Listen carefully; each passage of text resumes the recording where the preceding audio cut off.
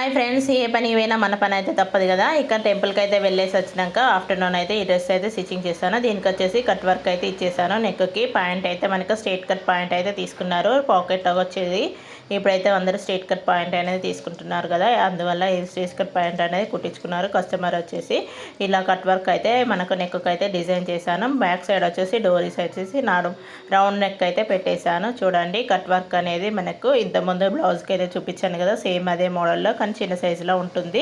చాలా అయితే మనకు తొందరలోనే అయిపోతుంది. గమ్ అనేది మనకు డ్రెస్కి కూడా పెట్టుకొని ఇలా ఐరన్ చేసుకోవడం వల్ల మనకు టైం అనేది చాలా సేవ్ అవుతుందండి.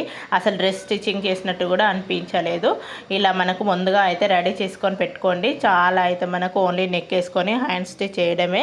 డ్రెస్ అనేది చాలా ఫాస్ట్గా అయితే స్టిచ్చింగ్ చేసుకోవచ్చు. చాలా బాగుంటుంది. మనం గమ్ పెట్టుకోవడం వల్ల మనకు ఎక్కడ ముడతలు అనేది రాదు. మనకు సైడ్ జాయింట్స్ కట్స్ అనేది ఇస్తాం కదా, అక్కడ కూడా ముడతలు వస్తూ ఉంటాయి అప్పుడప్పుడు. అలా రాకుండా ఉండడానికి